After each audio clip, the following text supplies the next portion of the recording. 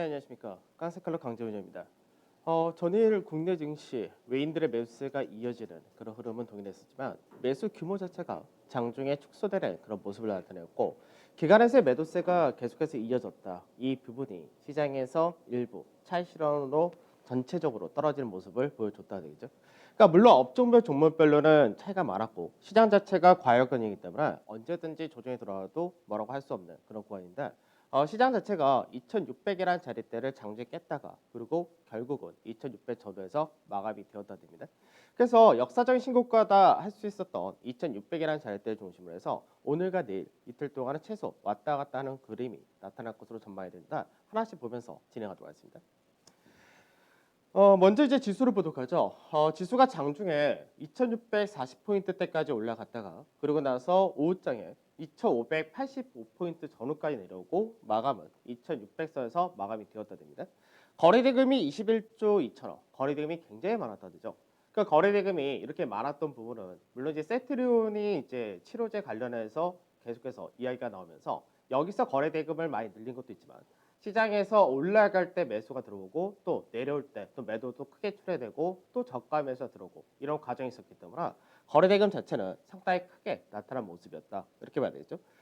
외인들이 1,300억 정도 매수를 했다. 외인들 매수 규모가 축소가 되었다 되고 기관에서가 역시 매도가 굉장히 컸다 그러는데 기관에서가 6,100억을 매도를 했다 됩니다. 그래서 실질적으로 어제 같은 경우는 이제 외국인의 매수는 이어졌다 하더라도 기관에서의 물량을 소화하지 못했다는 이야기인데 프로그램 쪽에서가 240억 정도 출회되었기 때문에 실제로 영객인과 투신 이 두 군데에서 대규모의 매도를 했다. 이렇게 됩니다.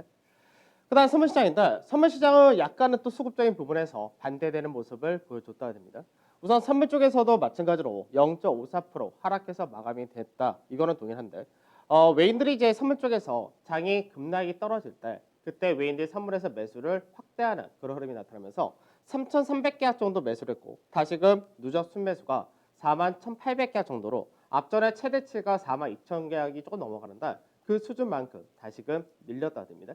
그래서 전체 롤오버 포함해서 다시금 59,000개 근처까지 올라왔다 되기 때문에 외인들이 아직까지 시장에서 만기 때까지는 강세 구조를 이어간다. 이 부분은 크게 변화가 없을 것 같습니다. 그다음 코스닥인데 코스닥 같은 경우도 이제 어제 코스닥의 시총 1, 2위가 세트리온 헬스케어와 세트리온 제약인데 이쪽에서가 상당히 크게 급등이 나오면서 코스닥 지수 쪽 끌고 가는 그런 모습을 보여주긴 했었지만 그 외적인 쪽에서가 전체적으로 하락이 확대됐다 이런 부분이 결과적으로 0.8% 하락으로 마감이 되었습니다. 역시 거래대금 17조 8천억까지 늘어나면서 상당히 큰 거래대금이 나타났고요. 수급적인 부분에서 외인들이 880억 매도, 그 기간이 2,700억 매도하면서 거래소와 코스닥 양시장 모두 기관에서의 매도 규모가 상당히 크게 출회되는 모습을 보여줬다 됩니다. 자, 바로 해외 증시 보도록 하죠. 중국도 어제는 1.1% 정도 하락을 나타냈다 됩니다. 그래서 실질적으로 중국도 마찬가지로 조정을 나타냈고 그리고 대만 시장 이쪽도 마찬가지다. 이제 신흥 시장이 먼저 역사적 신고가를 주로 대만이나 우리나라나 먼저 보여줬었는데 그리고 난 다음에 일부 차익 실현이 떨어졌다 이렇게 봐야 되겠습니다. 그래서 중국 같은 경우는 어제 이제 3,400선을 다시 이탈하는 그런 흐름을 보여줬다 그러는데 우선은 중국 제약사 시노팜이 코로나 백신 신청 이 부분 했다가 됩니다. 그래서 중국에서의 이 코로나 백신 역시도 시장에서 굉장히 예방률이 높다 이렇게 나타나고 있는데 이 부분이 오히려 관련 쪽에 대한 차익 실효로 확대되면서 이 부분이 중국 증시에서의 조정풍을 크게 키우는 모습을 보여줬다 되죠. 그 외인들의 매수는 이어졌다 되지만 규모 자체는 거의 없었다가 됩니다. 자, 그다음 미증시인데 미증시는 이제 오늘 휴장이죠. 그래서 추수감사절을 앞둔 일부 차익 실현 물량이 출회되기도 했고요. 그리고 그 외적으로 추가적인 강세 모멘텀이 없다는 부분, 이런 부분이 전체적으로 거래대금 자체가 작은 그런 모습을 보여줬다 됩니다. 그래서 이제 시장에서 추가적인 모멘텀 없이 단기 상승이 컸던 쪽에 대해서는 차익 실현이 나타나면서 나스닥 지수는 0.48% 상승을 보였지만 다우 지수가 0.58% 그리고 S&P가 소폭의 하락으로 마감이 되었다 되죠. 그래서 이제 전체적 모멘텀이 없다고 말씀드렸는데 이제 경제 지표, 실업 수당이라든지 개인 소득이라든지 이런 부분이 부진하게 나타났다. 그래서 실질적으로 지금 부양책이 계속해서 지연이 되고 있는 상태에서 소비 관련 쪽에서는 굉장히 안 좋은 경제 지표 흐름이 나타난다듭니다. 그래서 현재 미국에서의 소비 지표를 보게 되면 소비 지표뿐만 아니라 경제 지표를 볼 때 제조업 관련해서는 상당히 좋은 쪽으로 나타나지만 일부 소비 쪽에서는 둔화된 모습을 보여준다고 됩니다. 그 성장 ETF와 가치 ETF를 볼 경우는 성장 ETF 같은 경우는 0.5, 0.7, 0.1 정도 소폭의 강세가 나타났다 되고요. 반면에 가치 ETF 같은 경우는 0.6%, 0.8% 이렇게 하락이 나타났기 때문에 앞서 강하게 움직였던 만큼 일부 차익이 떨어졌다 됩니다. 업종별로는 이제 빅테크 그리고 헬스케어에서 모더나라든지 이런 쪽에서 강세가 나타난 반면에 그 외적으로 그동안 많이 올라갔던 쪽에서는 전반적으로 차익 실업 물량이 출회가 되었다 되죠. 변동성 지수는 약세가 그대로 이어졌다 됩니다. 그래서 변동성 지수는 21.25까지 떨어졌고 유가 같은 경우는 상승세가 이어지면서 45.7불까지 그러니까 45불선에 돌파한 그런 흐름을 보여줬습니다. MSCI 코리아인덱스 같은 0.84% 전일 국내 증시가 강세 띄우다가 떨어진 부분이기 때문에 그렇게 떨어졌다고 보시면 될 것 같고 달러인덱스가 이제 92선 이 라인들을 살짝 깬 모습을 보여줬고 원달러 한유 역시도 1106원까지 다시금 떨어진 모습을 보여줬다 됩니다. 자, 미증시 보고 가도 미증시에서 S&P 먼저 보죠. S&P를 보게 되면은 이제 종가상으로 이제 바로 전날에 이제 고가를 만들었다죠. 그러니까 신고가를 나타냈다 됐다가 이제 어제 같은 경우는 0.16% 소폭의 약보합으로 마감이 되었다 됩니다. 그러니까 거래량을 보게 되면은 거래량 자체가 상당히 작았다 이 얘기인데 결국은 이제 추수감사절이라는 휴장 그리고 그 다음 날이 바로 오전장만 열리고 바로 주말이기 때문에 연휴를 앞둔 경계감과 숨고르기가 나타났다 이렇게 보시면 되겠죠. 그래서 전체적으로는 상단자리의 지지켓을 밟고 올라갔기 때문에 최소한의 이 기본 마디폭, 이 박스권 하나가 더 열려있는 그런 구조라는 거는 동일하다가 된다. 시장에서 숨고르기 좀 더 하다가 위로 가는 부분이 이제 다음 주에 나타날 수 있느냐 이 차이가 될 것 같습니다. 자, 그다음에 나스닥인데 나스닥은 이제 0.48% 상승해서 마감이 되었다 그죠? 그래서 나스닥 같은 경우는 앞전에 고가 라인대 이 라인대를 넘어가지 못했다 되는데 이제 어저께 소폭 상향 돌파가 나왔다 됩니다. 그래서 전체적인 패턴상에서는 두 번째 자리대에서 돌파를 한 모습이 나타난다는데 단점은 뭐냐면 거래량이 실리지 못했다는 거죠.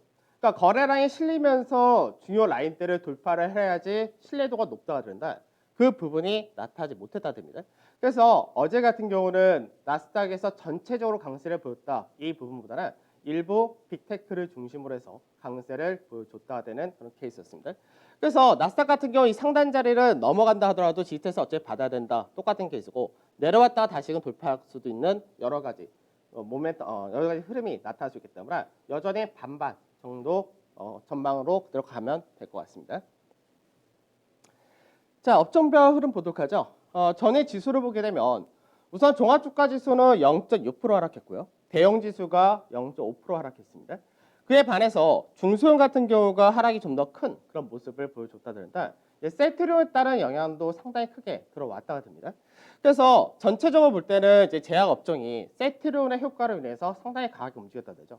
그러니까 셀트리온이 장중에 25% 근처까지 올라갔다가 이제 한 10% 정도 이렇게 마감이 되긴 했는데 그쪽에서가 이제 제약업종을 끌고 갔다가 됩니다. 그에 반해서 그 외적인 제약주들은 상대적으로 약한 흐름을 보여줬다가 되고요. 그 다음에 강세가 은행 업종인데 은행 같은 경우는 사실 이제 배당 관련해서도 매기가 계속해서 붙는 케이스도 있고 실질적인 금리가 조금씩 올라간다라는 부분도 있습니다. 그래서 은행 같은 경우는 KB금융이 상당히 강한 흐름을 여전히 끌고 가고 있는데 이쪽에서 역시 어느 정도는 상대적으로 강세를 보여줬다 되죠. 그 외로는 이제 조선 같은 경우가 이제 어제도 강세가 두드러진 모습을 보여줬다 됩니다. 그리고 이제 건설도 일부 강세가 나타났었고 그 다음에 이제 코로나 관련해서 이제 백신이 계속해서 나온다 부분이 이제 코로나 피해주다라고 했던 쪽에서 이제 카지노가 어저께 강세를 좀 더 이어간 모습 보여줬다 되죠. 그에 반해서 그 외적인 쪽에서는 전체적으로 하락이 좀 나타났는데 우선은 반도체, 삼성전자나 하이닉스 이쪽에서 하락이 좀 컸고요.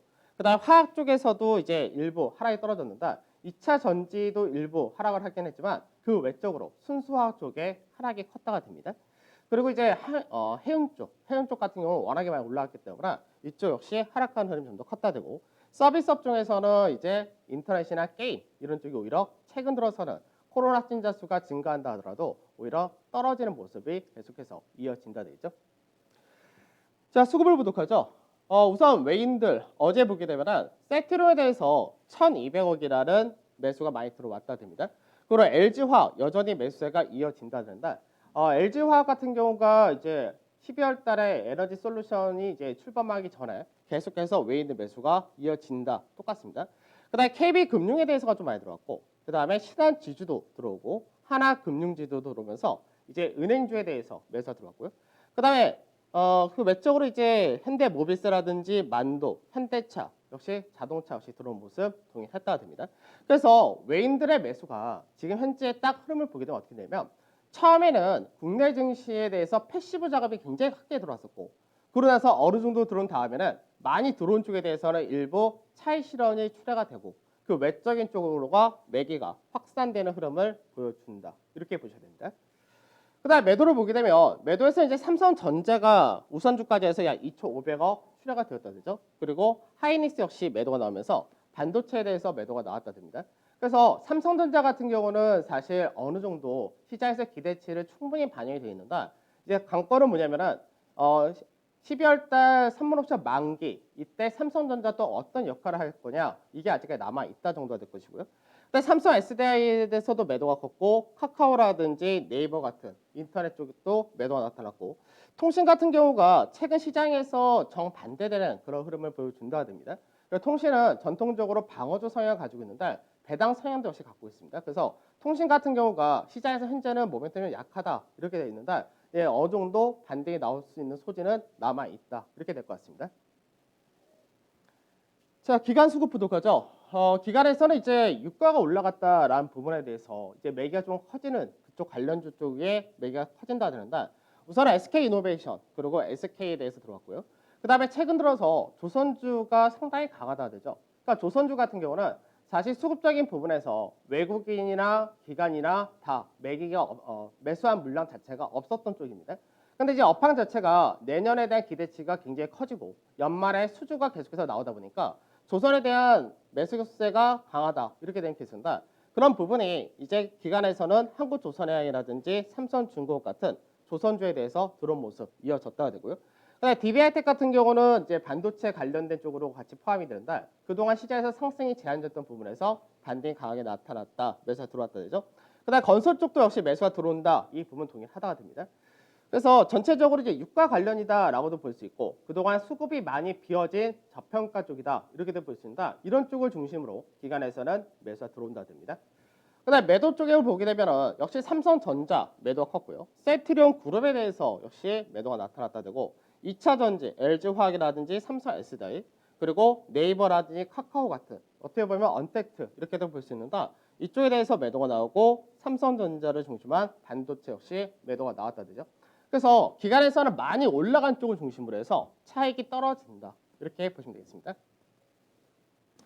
자, 종합주가지수 보도록 하죠.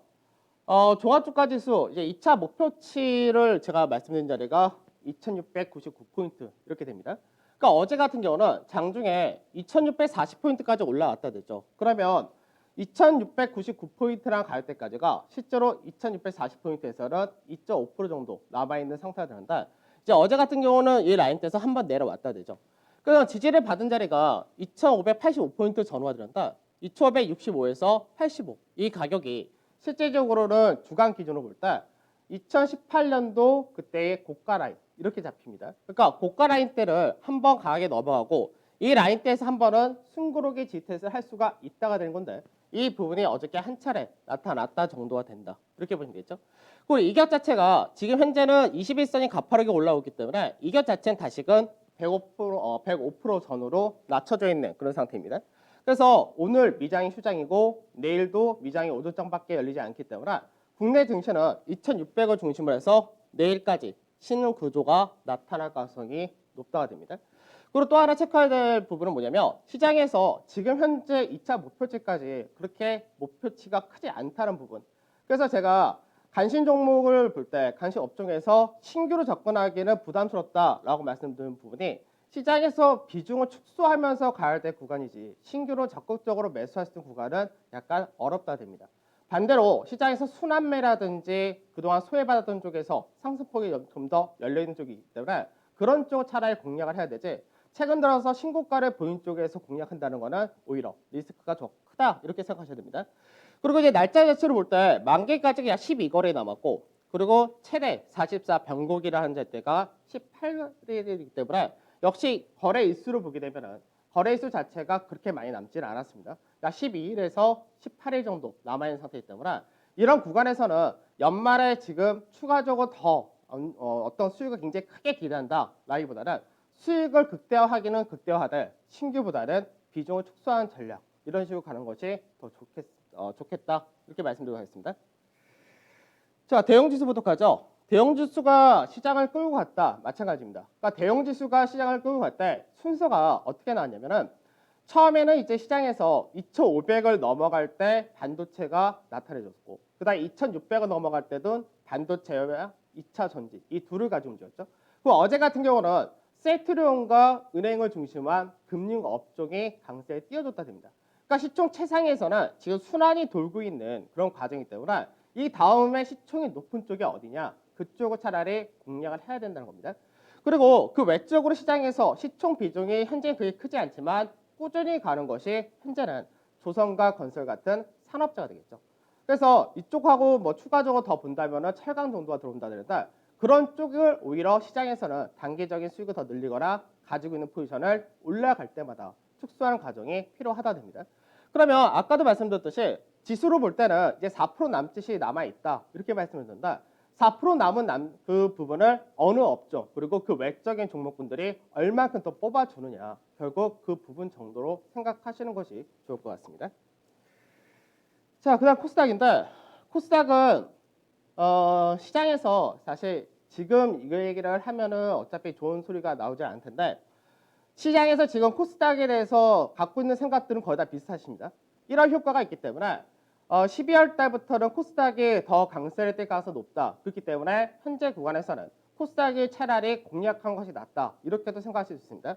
근데 아직까지는 저는 그 부분에 대해서는 더 지켜보셔야 된다라는 말씀드리고 싶은데 우선은 신용 자체가 줄질 않습니다. 그러니까 신용 잔고가 앞전에 가장 높았을 때가 8조 9천억이었는데 지금 현재는 8조 8천 정도 된다. 이 부분이 있고 시장에서 지금 현재 코스닥 지수가 반등이 나왔다는 부분이 앞전에 반도체가 강세를 띄었을 때 반도체 관련된 장비주라든지 그리고 2차 전지가 강세됐을 때 2차 전지 관련된 소재라든지 이런 쪽이 강세를 한 번씩 띄고 낙폭이 가대했던 쪽에서 한 번씩 반등이 나왔던 그런 케이스인데 코스닥 시장 자체를 강하게 끌고 가는 쪽은 사실 없다 됩니다. 즉 거래소에서의 시총 최상위에서 강세에 띈 것을 코스닥에서 일부 연동시켜서 가는 거지 앞전처럼 코스닥 자체가 시장을 끌고 가는 그런 과정은 아니란 부분이 있기 때문에 시장에서 아직까지 코스닥 지수를 볼 때는 전체적인 추세를 할 때 이 라인들을 완전히 올라타서 지지를 받아주면 굉장히 좋은데 그렇지 못하면 그림 자체가 상당히 조금은 안 좋은 그림 형태가 될 가능성이 아직까지 남아 있다 됩니다. 그래서 전체적으로 볼 때 코스닥 같은 경우는 앞전에 가격 조정을 약 26거래 동안 받았고요. 그리고 나서 이제 12월 1일 날이 되는 날인데 그때가 26거래간의 반등이 나타난다 됩니다. 그럼 가격 조정 26일, 반등이 26일 이렇게 나타나면 그 다음번에가 횡보로 갈 거냐 아니면 하락으로 떨어질 거냐 이 차이가 되기 때문에 그래서 사실 현재 코스닥에 대해서는 중립적인 부분에서 종목별로만 생각하신 것이 낫지 않을까 이렇게 말씀드리도록 하겠습니다. 자, 코스피 100지수인데 어저께 코스피 100지수 같은 경우는 상당히 강하게 장중에 움직였다 됩니다. 그래서 장중에 강하게 움직였던 배경은 셀트리온 헬스케어와 셀트리온 제약 이 둘이 굉장히 강하게 움직였기 때문에 그 부분이 코스닥 100지수를 끌고 올라갔던 그런 케이스인데 마찬가지로 현재 코스닥 전체 지수와 비슷한 케이스인데 전체적 앞전에 올라오던 추세라인 때 상단과 그리고 앞전에 매물대 있는 자리대에서는 저항을 또 받았다 이렇게 된 케이스입니다. 그래서 현재는 코스닥에 있는 시총 상위 비중 자체가 제약바이오, 그 다음에 2차 전지, 5G 이런 것들인데 지금 현재 거래소에서 2차 전지나 반도체 이런 쪽에서가 추가적인 강세가 굉장히 강하게 나타나지 못한다면 그쪽 역시도 추가적인 모멘텀이 제한이 된다 이렇게 될 것이고 셀트리온이라든지 삼성바이오로직스도 사실 한 차례 강세가 상당히 강하게 나타났고 셀트리온은 어제 역사적 신고가를 다시금 갱신한 모습도 보여줬다 그런다. 이쪽에서가 흐름이 나타나지 못한다면 코스닥에 있는 그 외적인 시총 상위가 강하게 움직이기 어렵다 되기 때문에 거래소에서의 시총 상위 대응이 좀 더 강한 흐름을 보여줄 거냐 거기에 맞춰서 움직이셔야 된다 똑같습니다. 자, 투자 연락 부족하죠. 이제 미증시가 오늘 휴장 그리고 금요일 날 오전장까지만 열린다 되죠. 그러니까 국내 증시에서 외국인들의 현선물 매수세는 유지가 됩니다. 다만 규모 자체가 월요일과 화요일에는 굉장히 강하게 들었지만 어제 같은 경우는 축소가 됐는데 그 축소의 배경 자체가 앞전에 강하게 들어왔었던 반도체를 중심으로 차익이 나타난다. 이런 부분이 있겠죠. 그다음 기관 같은 경우는 매수 유입을 전망을 하고 있는데 여전히 기관에서는 매수가 안 들어온다 됩니다. 그래서 기관에서 배당 투자나 이런 쪽가 아예 안 들어오게 될 경우는 내년 1월 달에 대한 시장 전망이 또 바뀔 수밖에 없는 그런 케이스가 되는데 이 부분은 좀 더 체크를 해야 될 것 같고요. 코스피 지수 똑같습니다. 날짜상으로 12월 10일에서 18일 이 사이 때 목표 주가가 오지 못한다 하더라도 이 구간대에서 마무리해야 된다. 관점은 동일하고요. 지수로 2699가 왔었을 때는 시장에서 지수 자체를 어느 쪽에서 끌고 갔냐 그 끌고 간 쪽을 중심으로 차익을 해야 된다. 이 관점 역시도 동일하다 됩니다. 그다음 코스닥은 여전히 똑같죠. 키 맞추기 갈 것이냐 아니면 신용 물량과 주 매물대의 저항을 받을 거냐 여전히 이 구간에 있습니다. 그래서 이제 오늘과 내일 같은 경우는 2600포인트 중심으로 안착 과정이 필요한데 한 번 돌파, 어제 장중에 한 번 이탈, 그리고 오늘과 내일 돌파, 다시 그 2600포인트 넘어갔다가 이탈했다가 올라갔다가 지지 받고 이 과정까지만 나타나면은 이게 역시 어느 정도는 완화시킬 수 있다고 됩니다. 그래서 관심 업종이 동일한 거는 사실 이 부분은 제가 9월 1일, 8월 31일부터니까 그때부터 지금까지 왔던 건데 사실 많이 올랐죠. 많이 올라간 것 쪽에서 사실 추가적인 시세가 더 남아있긴 한데 신규로 접근하기 역시 어렵다는 부분은 동일하다고 될 겁니다. 자, 추천주 하나 보도록 하죠. 삼성전자 같은 경우가 이제 수익이 좀 줄어들어서 9.7% 정도 되어 있는 상태입니다. 마지노선, 수익 마지노선 동일하다가 되고 사실 이제 삼성전자 같은 경우가 이제 남아있는 거는 이제 지수가 추가 목표치까지 갈 때 그리고 만기일까지 삼성전자를 추가적으로 얼마큼 올려줄 수 있을 것이냐 이 정도의 차이가 있을 것 같고 한국조선해양은 이제 27.38%까지 올라왔다 됩니다. 그래서 한국조선해양은 수익 마지노선을 당연히 상향시켜야 되겠죠. 그래서 수익 마지노선을 10만 500원으로 상향시킨다 되고요. 그 다음에 현대건설 같은 경우가 7.27%인데 현대건설도 수익 마지노선 소폭 상향시켰습니다. 그리고 이제 LG 디스플레이 같은 경우도 이제 4.29% 정도 수익이 되어 있는데 역시 마찬가지로 15,250원으로 수익 마지노선 역시 소폭 상향시켰고요.